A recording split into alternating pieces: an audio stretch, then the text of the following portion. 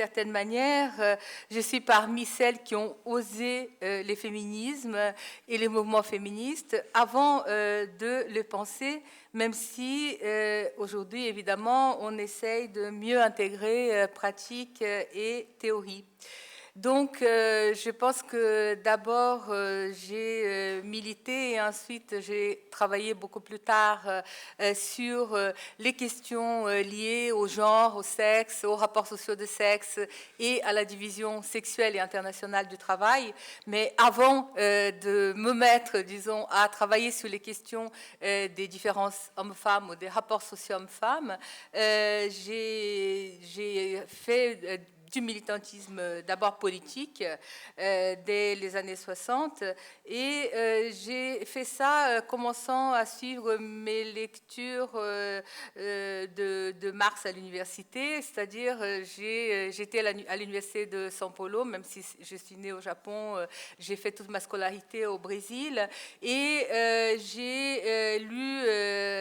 à l'université de São Paulo, qui était très à gauche dans son département de sociologie, Michael Levy, qui est présent, peut les témoigner. Je pense que les lectures de Marx étaient plutôt à l'époque des exégètes de Marx, comme André Pietre, qui était un Français, qui a été traduit en portugais par les éditions Zahar. Or, je me suis dit, en le lisant et en lisant d'autres auteurs marxistes, je veux être communiste. Et donc, j'ai interpellé un jeune professeur du département de philo où j'étais étudiante en demandant si je pouvais, parce que je savais qu'il était très actif politiquement, j'ai lui demandé si je pouvais éventuellement commencer à militer politiquement et devenir communiste.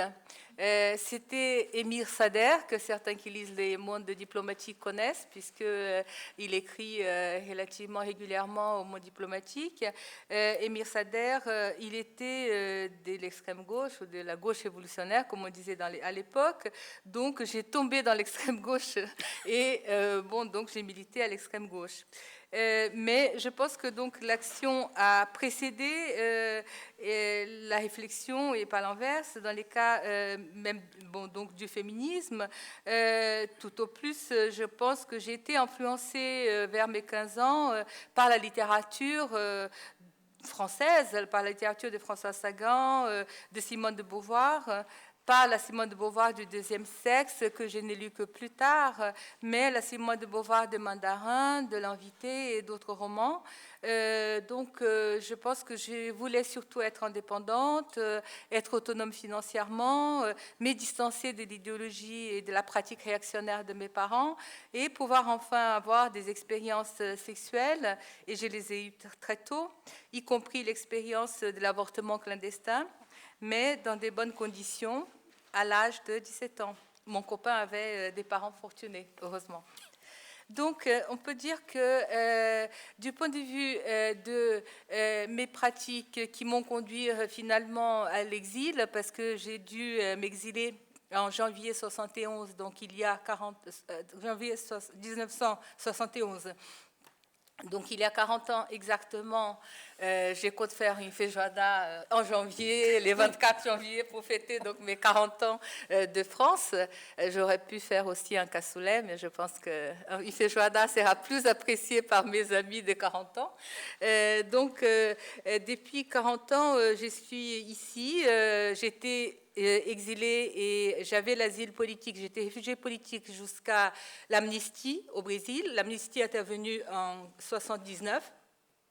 Et depuis, j'ai pu être en France pour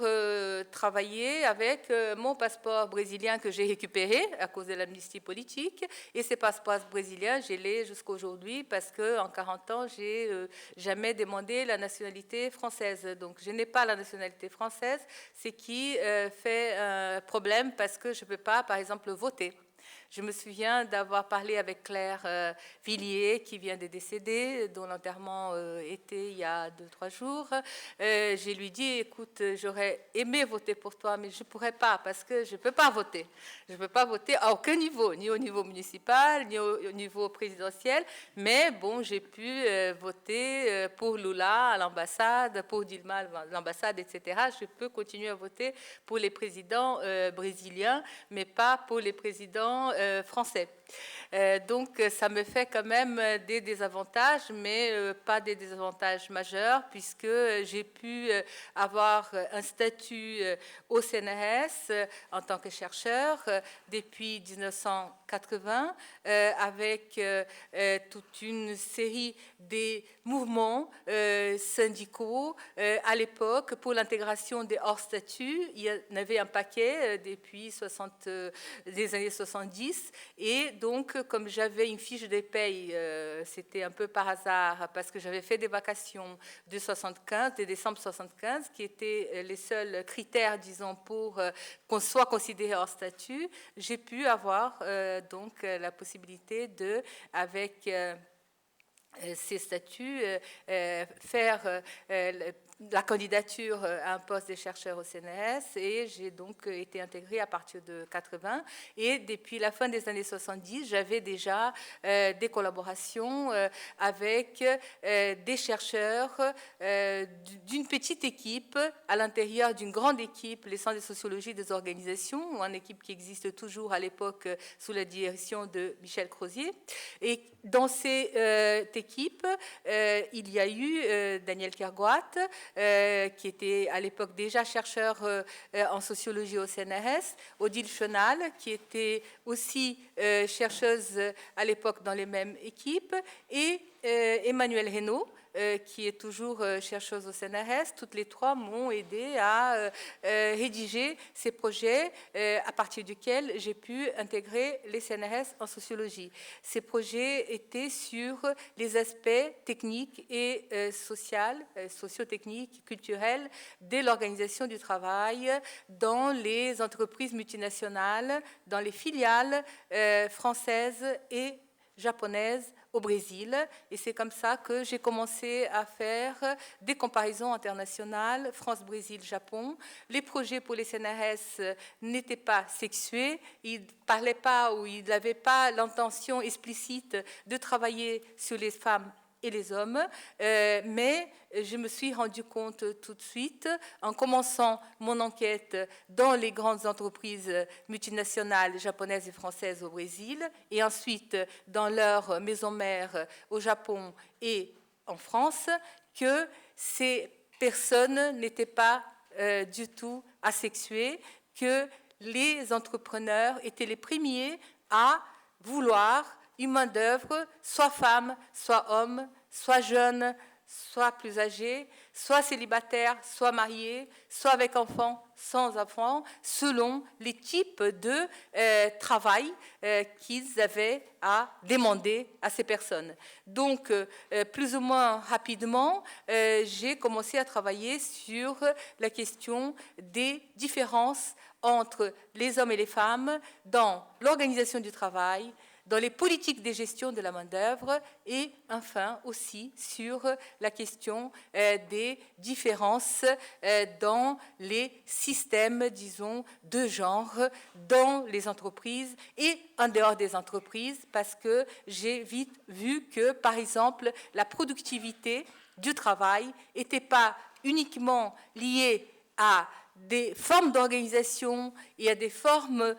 proprement intérieures à l'entreprise, mais que ça extrapolait l'entreprise, et que très rapidement, la productivité du travail était en lien avec surtout les rapports entre les hommes et les femmes dans la société, dans la famille, et pas uniquement dans l'entreprise. C'était parce que les femmes et les hommes étaient en famille, dans une situation de négociation, de concertation, de relations sociales, que ça permettait justement aux hommes de se consacrer entièrement au travail, entièrement aux réunions extra-travail, les soirs ou les week-ends, parce qu'il y avait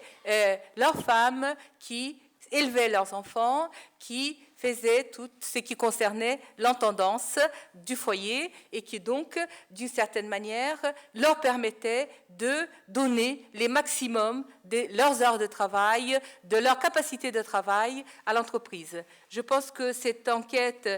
m'a bien montré qu'il fallait regarder du côté de la famille, il fallait regarder du côté de la société et des rapports sociaux et pas uniquement du côté de l'entreprise ou à l'intérieur de l'entreprise. Et cette idée qui m'a été à l'époque, que j'ai constaté à l'époque, j'ai pu surtout avoir confirmation dans des enquêtes plus récentes sur la division sexuelle du travail, parce que en faisant une enquête sur les femmes et les hommes vis-à-vis du chômage dans les années 2000, entre 2000 et 2005, et donc pas uniquement la question de la division sexuelle du travail, mais aussi la division sexuelle du chômage. Et je fais cette enquête avec une équipe japonaise, une équipe française et une équipe brésilienne. J'ai pu donc constater que beaucoup plus que les normes institutionnelles et les institutions, et beaucoup plus que d'autres mécanismes, disons, sociétaux plus formalisés et plus cristallisés, ce qui comptait le plus, c'était en fait les pratiques sociales et les rapports sociaux à l'intérieur de chaque société. J'ai pu voir, par exemple, que des femmes chômeuses avaient beaucoup plus de difficultés, dans les cas du Japon, à se maintenir au travail, c'est-à-dire elles devenaient chômeuses parce qu'elles étaient obligées d'abandonner le travail. Et pourquoi elles abandonnaient le travail? Parce qu'elles ne pouvaient pas concilier, ryoritsu en japonais, la vie familiale, les enfants, les demandes ou les exigences du mari et leur propre travail professionnel. Donc, je peux dire que j'ai interviewé quand même des femmes qui cherchaient un travail à temps partiel, un travail sans responsabilité, où on n'était pas obligé de rester jusqu'à 10 heures du soir en train de résoudre tous les problèmes qu'un poste responsable exige. Et ces femmes-là, donc, elles pouvaient en fait, tout à fait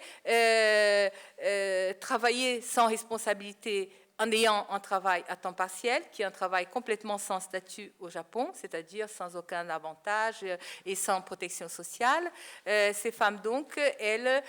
cherchaient du travail à temps partiel étant chômeuses parce qu'elles ne pouvaient pas rester tous les jours jusqu'à 10 heures du soir en travaillant, dans la mesure où les maris ne voulaient pas garder un enfant en bas âge, ni voulaient faire à manger tout seul quand leurs femmes pouvaient rester jusqu'à tard dans leur travail professionnel. Donc, cette enquête a bien montré que dans les cas de la France, il y a eu toute une série de politiques publiques qui rendaient les travails des mères plus aisés. Cela parce que, en fait, ici en France, on dit qu'il y a très peu de crèches et il y a très peu de systèmes de garde d'enfants, mais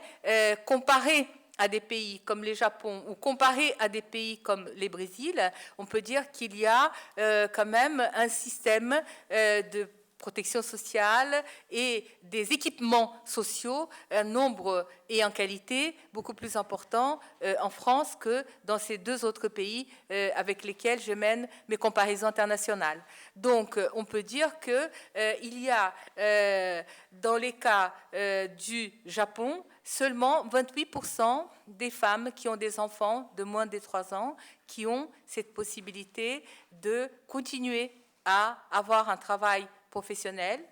Ces nombres pour le cas du Brésil, oscille entre 50 et 60%, selon que la source contemple ou non l'existence ou non des crèches, ou le fait qu'il y a des crèches ou non dans ces localités. Et dans les cas de la France, vous savez que le nombre est très important des femmes qui ont au moins un enfant de moins de 3 ans et qui continuent leur travail salarié, peut être de l'ordre de 70 à 80%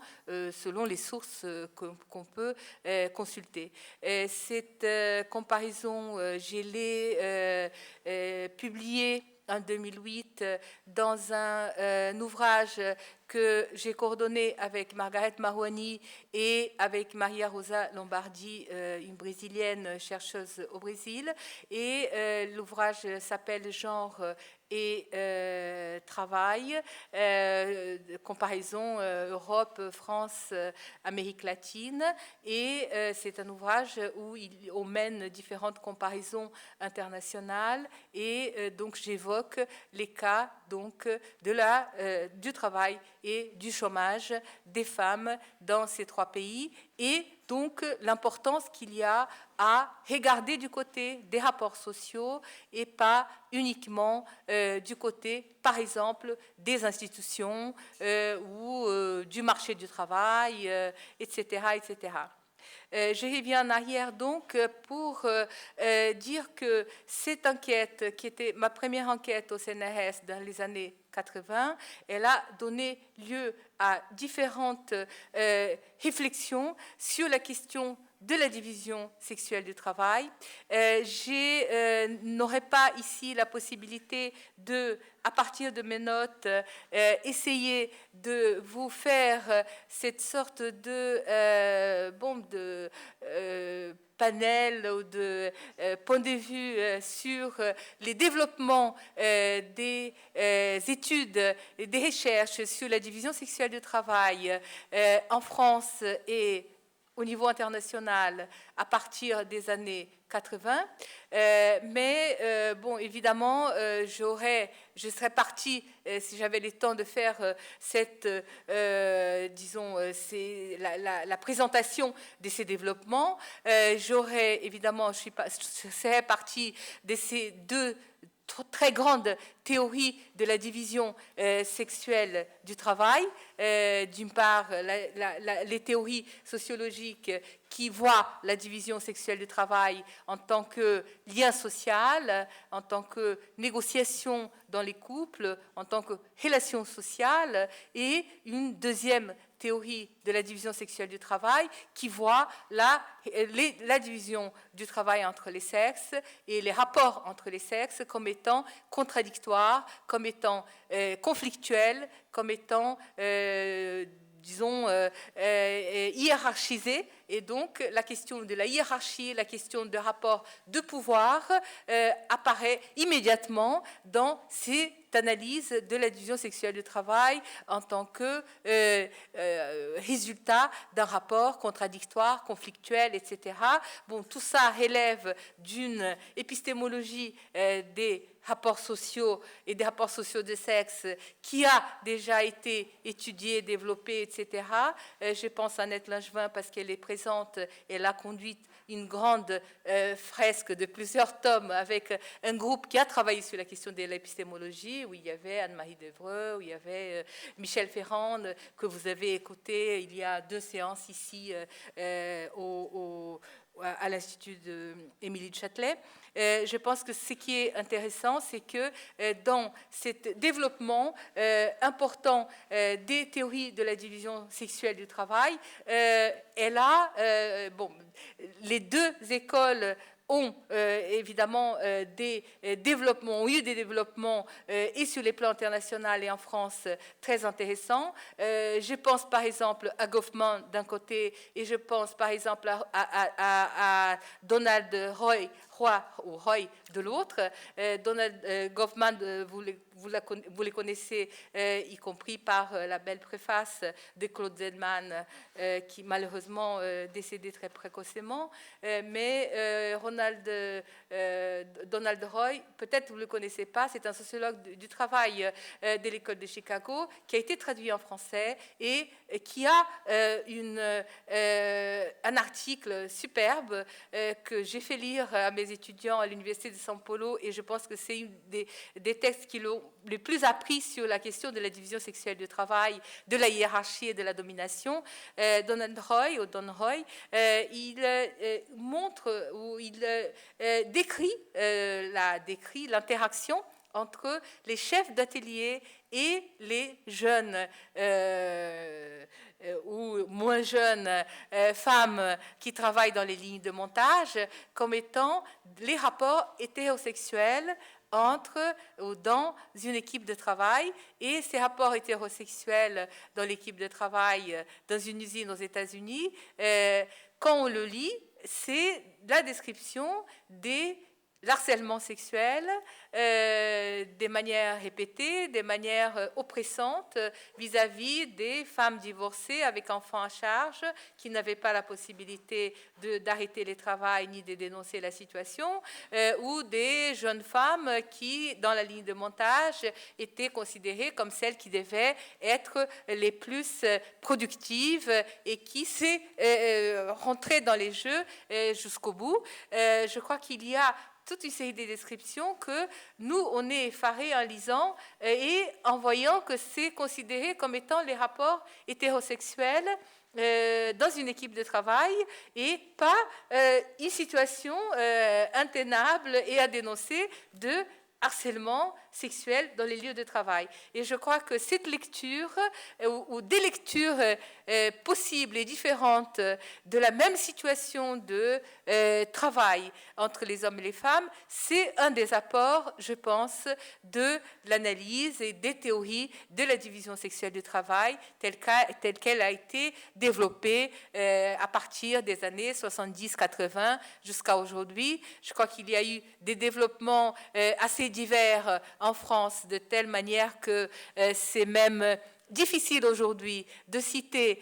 tous les jeunes chercheurs qui ont produit des connaissances nouvelles sur ces thèmes et sur cette problématique et qui ne sont pas forcément d'un courant unique, parce qu'il y a une diversité assez importante aujourd'hui en France sur cette question, mais je pense que forcément c'est intéressant à analyser justement cette possibilité qu'on a de, à partir d'un regard où la question du genre est présent, faire des lectures des situations sociales et des situations sociologiques qui sont qui peuvent être lues sans la sensibilité et sans le regard du genre et conduire à d'autres points de vue épistémologiques et à d'autres points de vue sur la connaissance d'une manière générale. Donc, je pense que de ce point de vue, les développements théoriques plus récents qui me paraissent quand même assez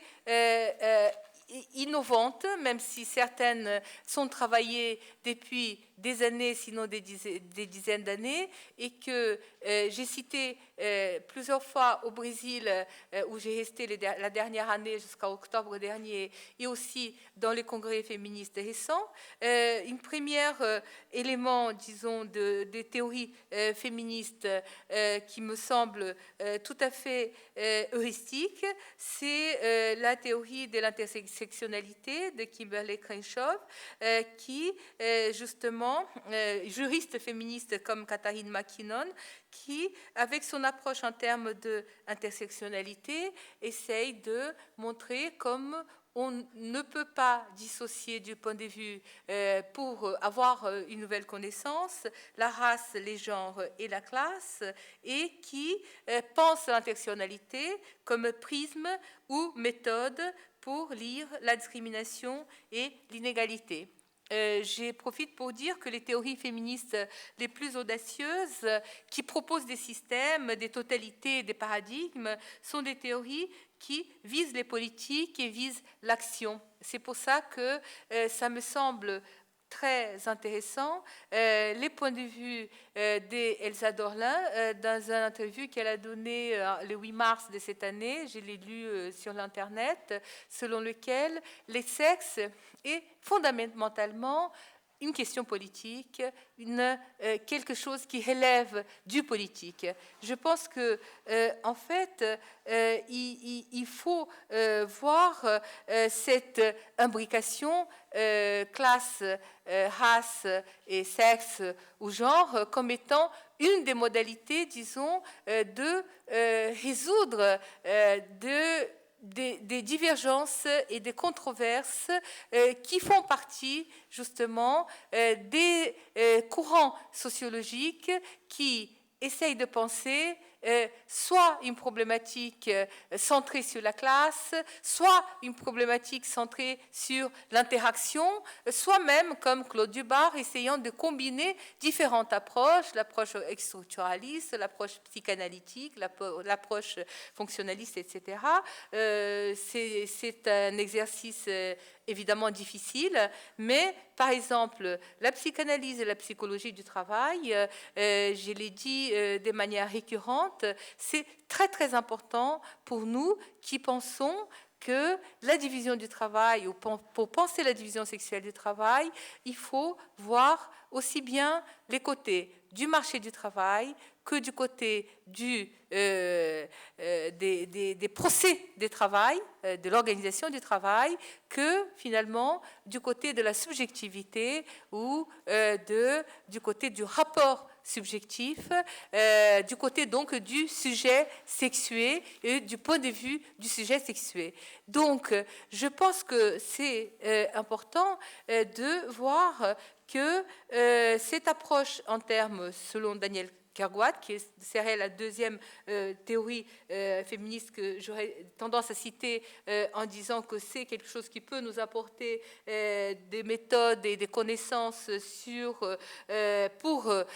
travailler sur l'imbrication ou la consubstantialité ou la coextensivité, comme étant une propriété, disons, de la consubstantialité. C'est des approches donc qui vont essayer de hiérarchiser des différents rapports et en même temps de ne pas les séparer et de montrer donc qu'il y a dans toute perspective de réflexion ou d'action les points de vue qui est très difficile à séparer mais qui est évidemment déterminé par le moment de l'action, la raison de l'action, l'objectif ultime de l'action, etc. Et il me semble que, même si Daniel Kerguat critique les théories ou les métaphores géométriques des cartographies de Kimball et Crenshaw, il y a dans les deux tentatives, ou dans les deux formes, disons, de penser la question du genre aujourd'hui, une manière qui peut nous être utile pour nos propres réflexions aujourd'hui autour de la question du care, mais je vais revenir tout de suite après. Je voulais quand même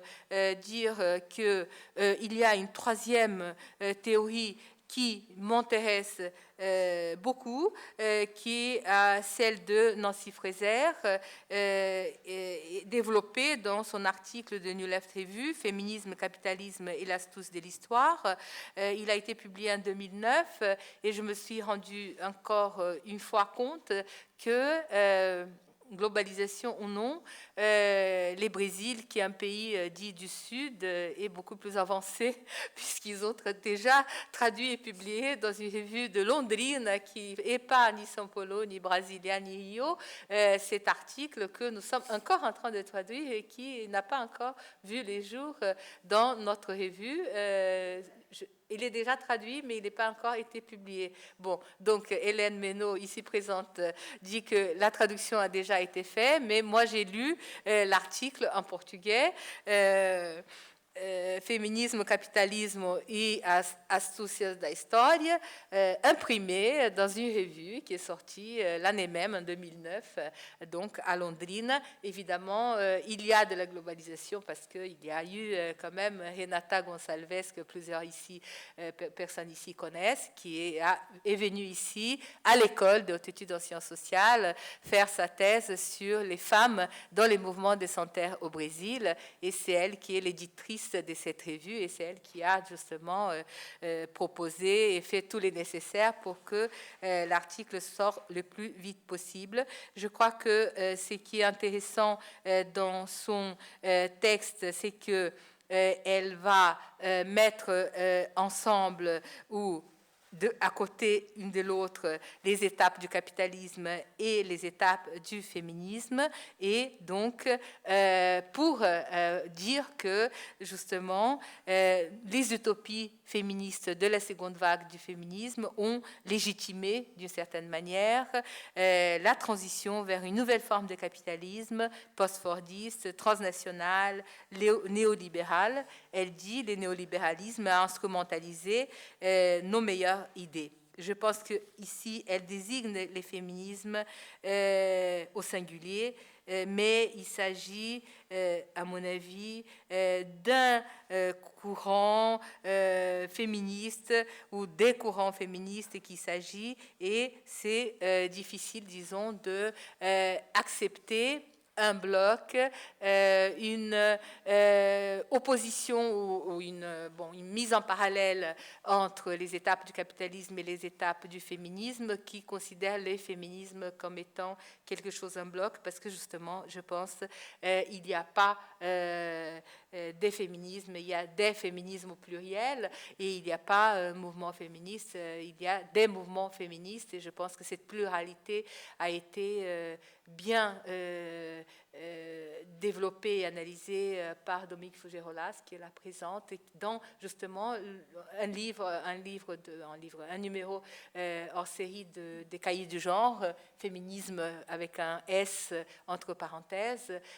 dans cette introduction qui est surtout sur les mouvements féministes en France dans les années 70, à partir des années 70, on voit bien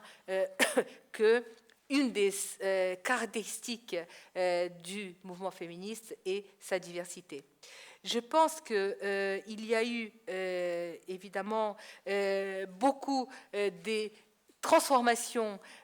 dans la division sexuelle du travail en France et ailleurs depuis les années 70, qui sont considérées comme étant une sorte de marque, comme une sorte de repère pour signaler les développements accrus de l'emploi et du travail des femmes en France, mais presque partout ailleurs, sauf quelques pays africains, quelques pays du nord de l'Afrique, etc. Mais on peut dire que c'est plus récent, ou plus récemment, que nous assistons à au moins trois manifestations ou trois formes de développement de la division sexuelle du travail qui, tous les trois, je pense, ont à voir avec la mondialisation et la division internationale du travail. Bon, vous savez que sur la mondialisation, il y a eu jusqu'à relativement récemment, jusqu'aux années 90, très très peu de travaux. On a vu quand nous avons voulu rédiger les préfaces de l'ouvrage Les sexes de la mondialisation avec Jules Falquet, qu'on n'avait pas plus de 6 ou 7 ouvrages sur la mondialisation et les femmes et les genres qu'on aurait pu citer. Et je pense que même en termes de numéros spéciaux des revues, on peut compter même aujourd'hui dans les droits humains les publications consacrées à mondialisation et genre dans les revues de sciences sociales et des sciences humaines. Donc, ça continue à être très peu investi par les chercheurs travaillant sur les questions des genres, du travail des femmes, etc.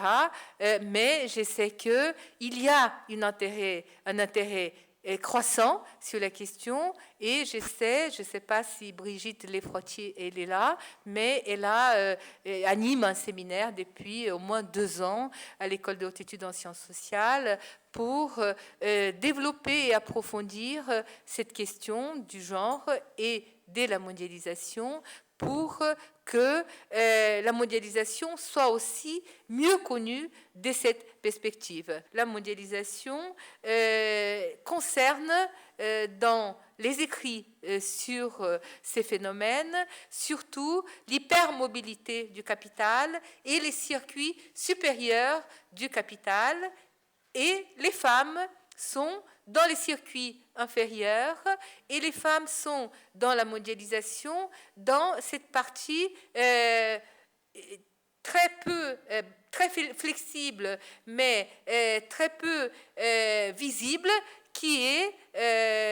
la partie que nous considérons comme les travails informels. Les travails informels concernent la majorité des femmes dans le dit tiers-monde, c'est-à-dire dans les pays de l'Amérique latine, dans les pays de l'Asie et dans les pays de l'Afrique, en dehors de quelques surpuissances comme le Japon en Asie. Je pense qu'on peut dire que dans tous les pays dits du tiers-monde, c'est principalement le travail informel, sans droit, sans protection sociale, qui concerne les femmes. Et donc, on peut dire que ces types de travail est peu visible et peu pris en compte dans les analyses, notamment sur les aspects financiers et économiques de la mondialisation. Mais si nous évoquons, comme nous faisons dans nos analyses et comme font dans les analyses des chercheurs sur la mondialisation plus récente comme Jules Falquet, on peut dire que ces phénomènes,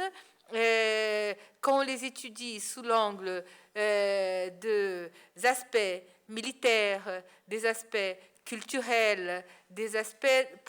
sociaux, donc des aspects pas uniquement financiers et économiques, on va surgir justement très clairement un mode de investissement des femmes dans les travails mondialisés, avec des caractéristiques très spécifiques qui sont réellement importants à analyser, parce que là, du coup, elles deviennent tout de suite visibles. Les 3 phénomènes qui me semblent donc plus spécifiques de la période récente en termes de division sexuelle du travail, et je vais le faire très vite parce que d'une part, je pense qu'une partie de vous, vous avez déjà entendu, non seulement ici, comme dans les différents séminaires de l'IEC, sinon vous êtes vous-même des chercheuses travaillant donc sur ces domaines. D'abord, la division ou la bipolarisation de l'emploi féminin. La bipolarisation de l'emploi féminin résulte en partie des processus qui se déroulent dans la sphère éducationnelle. Il y a un pôle très connu qui est les pôles sur lesquels nous avons traditionnellement travaillé, nous, chercheuses féministes, depuis les années 80. Ce sont les secteurs traditionnellement féminins, l'enseignement, les aides-soignantes dans la santé, les secteurs des services, les vendeuses dans les commerces, les travailleuses du care, etc., etc. Et l'autre pôle de la polarisation qui est 10 à 20% des femmes qui sont des femmes occupées qui se trouvent dans ces professions privilégiées, valorisées, relativement bien payées et qui sont des femmes blanches en général, non immigrées, très qualifiées, etc., qui sont des cadres, des médecins, des avocats, des juges, des architectes, des ingénieurs, des journalistes, des publicitaires, des profs universitaires. Comment? J'ai pas entendu. Bon, donc différentes professions très qualifiées et qui, donc, cette bipolarisation, analysée, une des premières pionnières qui l'ont analysée, c'est Catherine Hakim, A-K-I-M, une chercheuse britannique. Et cette bipolarisation est importante parce qu'elle est un des points de convergence, justement, entre des pays comme le Brésil et la France. Dans les deux pays, on retrouve les mêmes phénomènes. Ce n'est pas le cas du Japon, où la présence des femmes cadre est très minoritaire, dans la mesure où les femmes, encore en 2010, elles arrêtent de travailler au moment où elles sont mariées, ont des enfants, etc., pour une période assez longue, jusqu'au moment où les enfants déjà grandis, elles peuvent revenir sur les marchés du travail, mais là, pour des travaux qui sont beaucoup moins intéressants, pour des travaux qui sont beaucoup plus d'exécution, parce qu'elles ont déjà, pendant la période d'inactivité forcée, perdu beaucoup de leurs compétences, de leur formation professionnelle, etc. Un deuxième point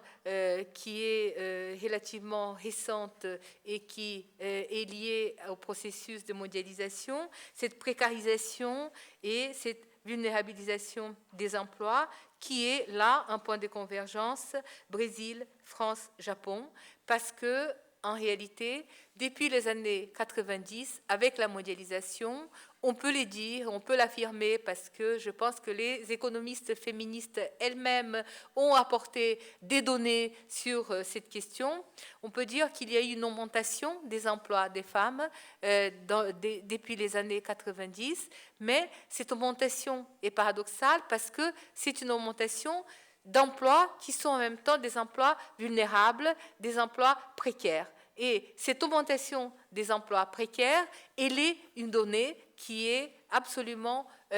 commune dans les trois pays, au Brésil, en France et au Japon. Et elle a été, c'est une modalité d'emploi qui s'éloigne beaucoup de la norme d'emploi stable en vigueur dans les cas de la France pendant les 30 Glorieuses, et la nature instable et précaire de ces nouveaux emplois féminins ont évidemment des conséquences négatives sur les plans de la santé, sur les plans des conditions de travail, sur les plans de salaire, sur les plans des modes de vie, etc. Et on peut dire que c'est très important dans des pays où les travails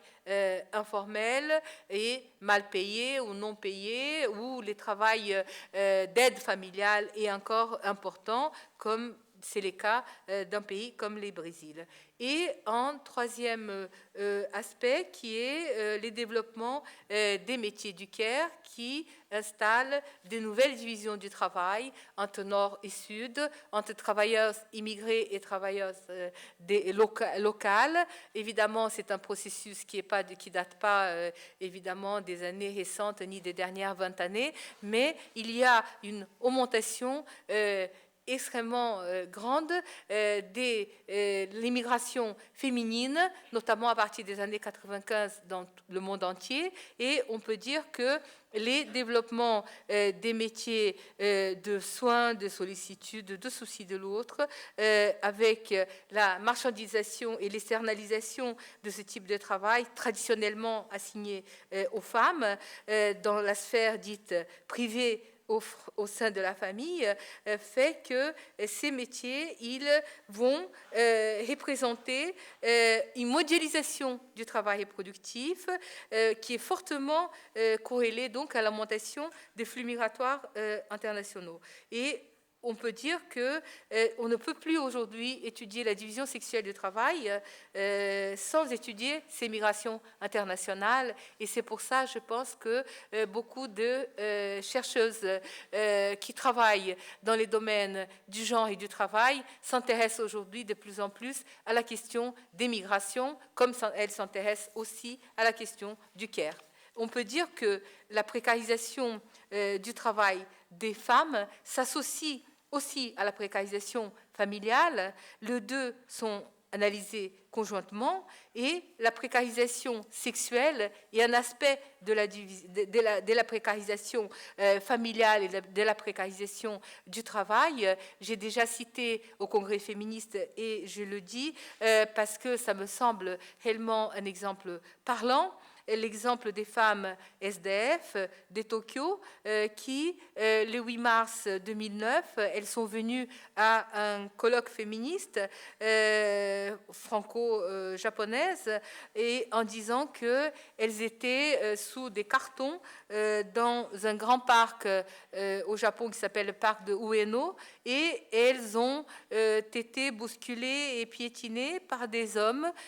qui disaient « Ah, mais vous êtes des femmes, alors pourquoi vous ne prostituez-vous pas au lieu de rester sous des cartons dans un parc ?» Et on voit donc une violence qui est en même temps économique, mais en même temps sexuelle sur les femmes qui ont répondu à cette violence en créant un réseau au Japon, les réseaux des femmes pauvres, qui incluent non seulement des femmes SDF, mais il inclut aussi des femmes chefs de famille monoparentales. On peut dire que, en fait, elles reproduisent en même temps toute une série des traditions ou des manières de faire les travails de façon traditionnelle, c'est-à-dire on trouve un peu les mêmes types de questions qu'on peut voir dans l'économie solidaire, dans l'économie informelle, etc. C'est-à-dire les femmes qui peuvent rentrer et mener une activité qui les rend un peu visibles, qui leur donne une rémunération, mais en même temps, cela reproduit toute une série de travaux et des métiers qui sont traditionnellement du ressort des femmes. Je me souviens d'avoir discuté avec Alain Lipiette sur un exemple qu'il donnait dans un de ses ouvrages de 2006, La société dans les sabliers ou sous les sabliers. Et dans ses livres, Lipiette disait qu'il y avait une association qui s'était créée, une communauté des femmes, que, au lieu de repasser chez elles dans l'isolement, avait constitué un groupe des femmes repasseuses qui donc avaient rendu leur travail marchand et qui donc avaient la possibilité d'avoir une rémunération pour leur travail associé. Or, ces travaux qui se développent beaucoup dans des pays comme le Brésil aujourd'hui, on peut dire que, en fait, elle reproduit ou elle continue à cantonner les femmes dans un travail qui est, dans la division sexuelle du travail traditionnel, toujours de ressort exclusivement des femmes ou presque exclusivement des femmes, comme c'est le cas du repassage. Donc, je pense qu'on peut dire que la division sexuelle du travail aujourd'hui, avec, par exemple, cette association des femmes japonaises, qu'est-ce qu'elles vont faire? Elles vont, par exemple, coudre de petites... Bon, là, c'est encore à l'extrême la reproduction d'un certain type de tradition. Elles vont coudre des petites serviettes hygiéniques pour vendre aux femmes. J'aurais dû acheter pour vous montrer. Donc, elles utilisent des tissus qu'elles trouvent et elles vont faire des serviettes hygiéniques donc à relaver après, hein, en tissu, donc qu'elles vendent pour faire de l'argent, et c'est une des activités de ces femmes japonaises, de cette association des femmes contre la pauvreté au Japon. Je pense que par rapport au type de travail que je suis en train de faire sur les CARE aujourd'hui, et sur lesquels je ne peux pas parler vraiment sur des résultats parce que c'est une recherche en cours, ce qu'on peut voir, c'est qu'elle est réellement féminisée à plus de 90%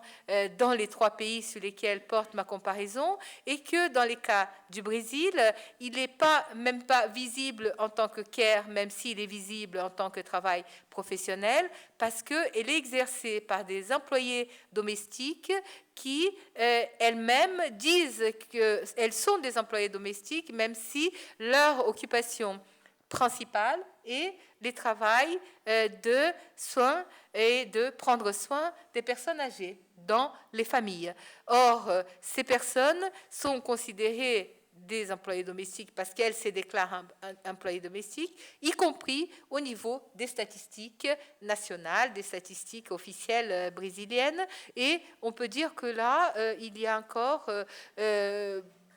toutes les recherches sont encore à faire dans les cas du Brésil, mais aussi dans les cas du Japon. Je crois qu'en France, il y a eu un développement depuis 2005, depuis l'ouvrage Les soucis des autres, mais on ne peut pas dire qu'il y a aujourd'hui des résultats, et beaucoup de résultats déjà, disons, consolidés sur la question du travail du care. D'ailleurs, je crois qu'il y a eu plus des travaux sur les care comme théorie que sur les travaux du care à proprement parler. Et je pense que les travaux de Pascal Molinier, évidemment, c'est un des rares travaux qui sont complètement,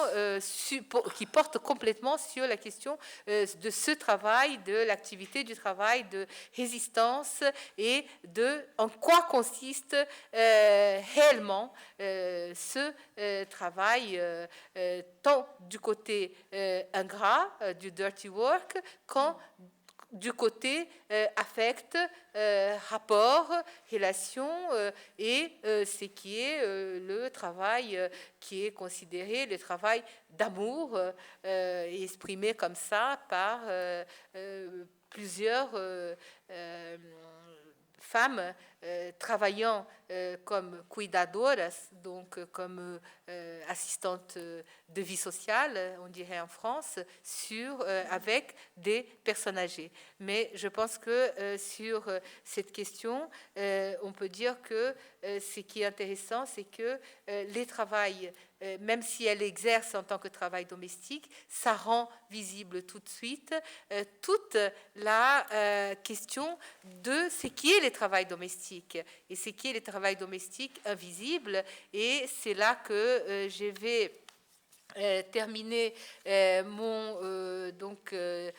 cette présentation en disant que justement ce qui me semble être une des apports majeurs de Danielle Kergoat et de l'équipe qu'elle a constituée à la fin des années 70, début des années 80, c'est justement la reconceptualisation du travail qui l'a permis, c'est-à-dire nous avions un concept de travail comme étant les travails salariés ou les travails marchands ou les travails professionnels. Nous avions déjà eu toute une série de discussions et de polémiques entre féministes dans les années 60-70 sur si le travail domestique était productif ou improductifs. Je pense que cette question a fait couler beaucoup d'encre dans des féministes sans beaucoup ajouter sur une connaissance de ce qui est effectivement les travails domestiques. Et je pense que cette littérature qui est fondamentalement anglo-saxonne et fondamentalement des courants marxistes, elle a été en réalité enrichie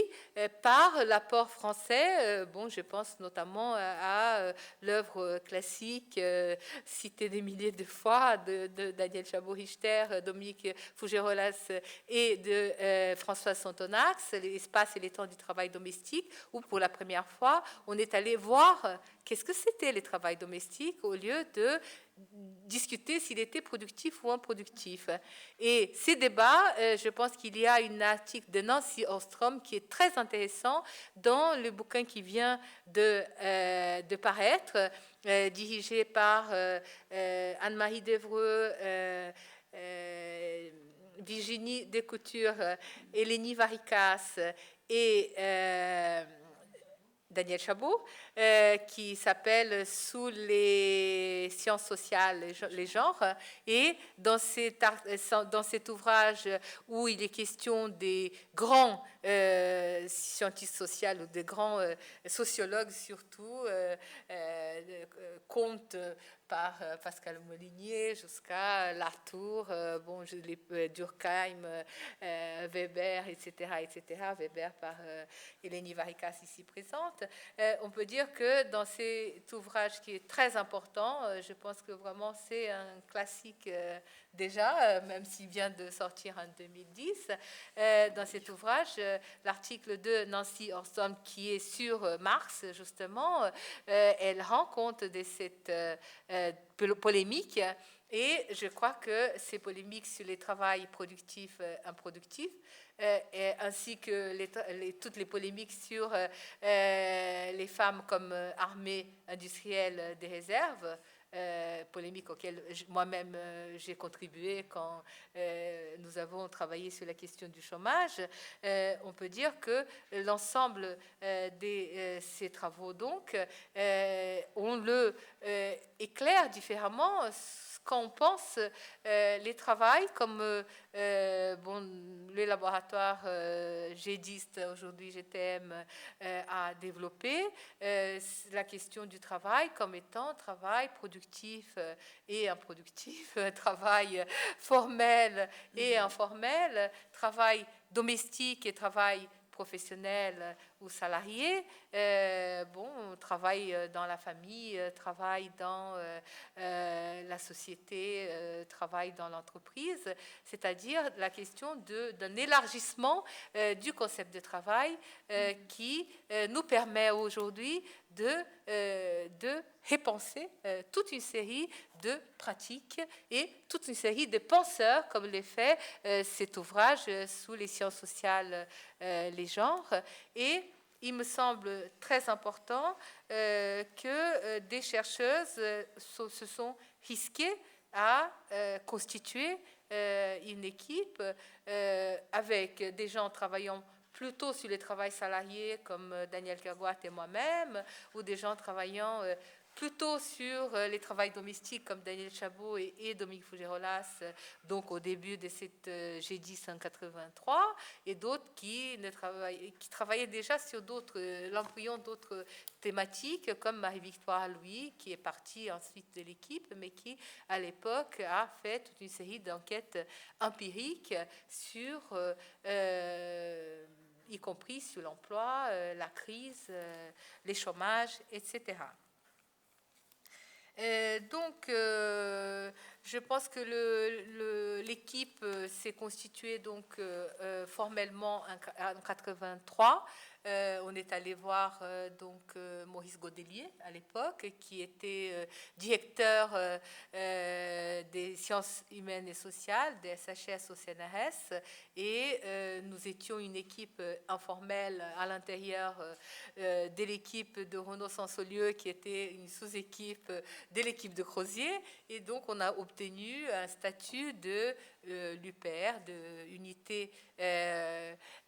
propre des recherches. Sur cette histoire, je pense que vous pouvez avoir un développement dans les préfaces à l'ouvrage Un hommage de Daniel Kergoat que nous venons de publier par l'Harmattan sur rapports sociaux de sexe et division sexuelle du travail, parce que dans notre présentation, dans notre préface, on présente donc les débuts de cette équipe et l'importance, disons, de cet élargissement, de cette reconceptualisation du travail et par de là même la conceptualisation ou la reconceptualisation de ce qui est l'emploi, ce qui est la sociologie du travail, qui est donc décloisonnant sociologie du travail et sociologie de la famille. Mais c'est vrai que dans cet décloisonnement, nous avons, continué à travailler principalement sur l'intersection sociologie du travail, sociologie de la famille, travail, famille, mais d'autres, notamment des hommes, ont continué à travailler sur la famille. C'est le cas de François Desenglis, c'est le cas de Kaufmann, c'est le cas d'autres chercheurs qui ont donc, hommes en général, qui ont continué à travailler sur la thématique du travail et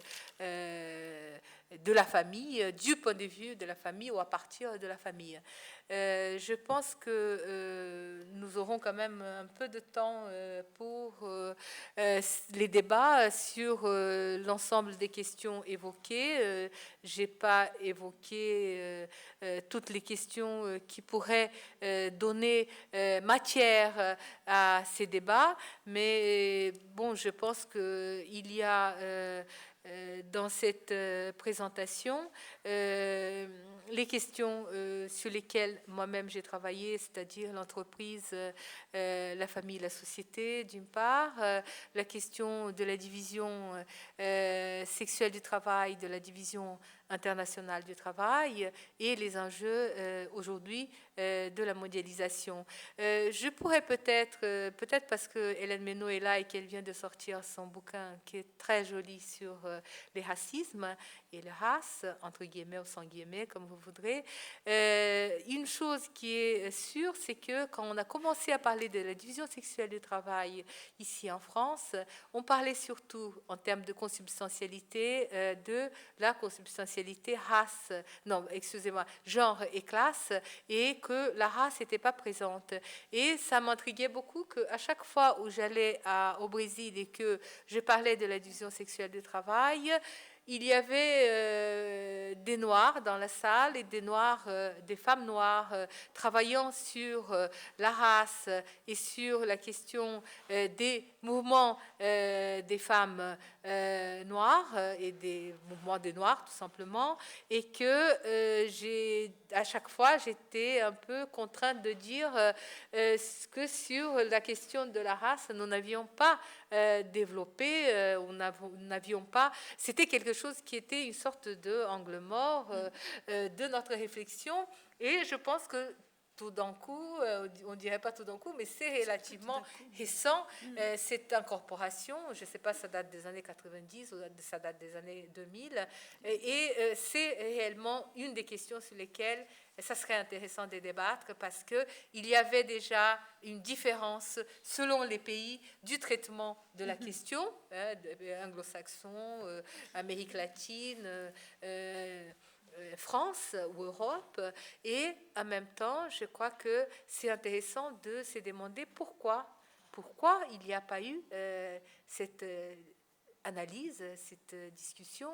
Bon, c'est toujours un intérêt, disons, de sociologie des intellectuels, de sociologie de la culture. Il y a des choses qui nous permettraient un peu d'apporter la réponse, mais je pense que pour la discussion, une des choses qui serait intéressante de discuter, c'est pourquoi il y a eu ce retard français. Est-ce que c'est à cause des statistiques qui n'ont jamais incorporé? Parce qu'au Brésil, il y a dans toutes les statistiques, de tous les types de statistiques qu'on fait au Brésil par l'IBGE, qui est l'INSEE brésilien, il y a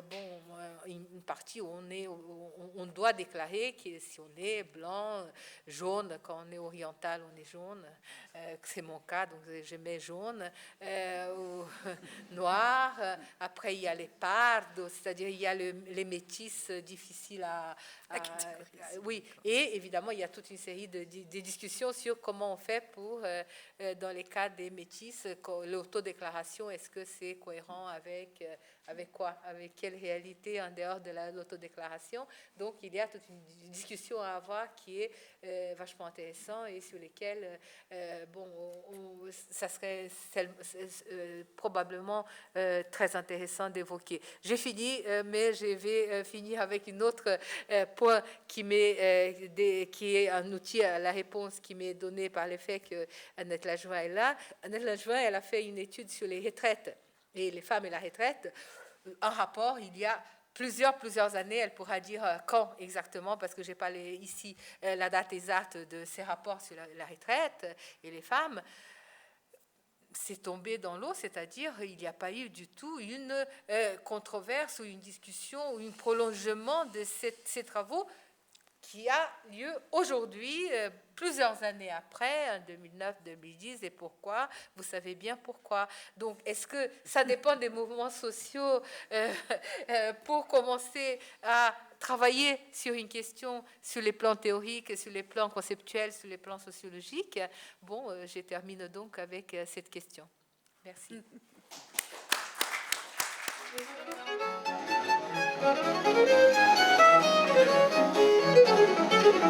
Thank you.